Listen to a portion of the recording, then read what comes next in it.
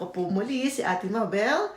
Dito po muli kami naglilingkod sa inyo na nagbibigay sa inyo ng mga possible na trabaho na pwede po kayo maging PR. Kayo po ba ay walang experience o may experience sa trabahong ito na ating pag-uusapan? This is your chance to apply to this job. And guys, take note, no education requires if you are high school graduate or wala kayo natapos na university or college, basta mayroong at least experience to this job na pag-uusapan natin. So, kailangan po lang talaga outside kayo sa Philippines. Pag-uusapan na po natin ang trabahong ito na kailangan po ng agency dito sa Canada.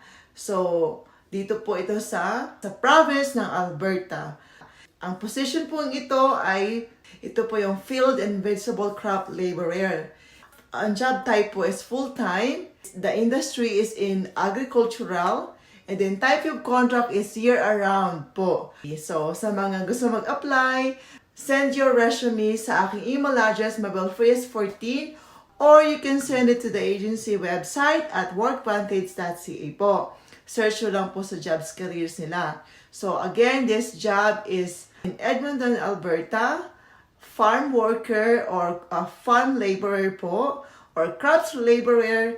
The agency is only entertaining for now outside the Philippines. You can submit your resume as long as wala po kayo sa Pilipinas. So, if you are outside the Philippines, like in Japan, Singapore, Saudi, saan mang bansa, na pwede kayong, na wala kayo sa Pilipinas, you can submit your resume to this job position, job opening.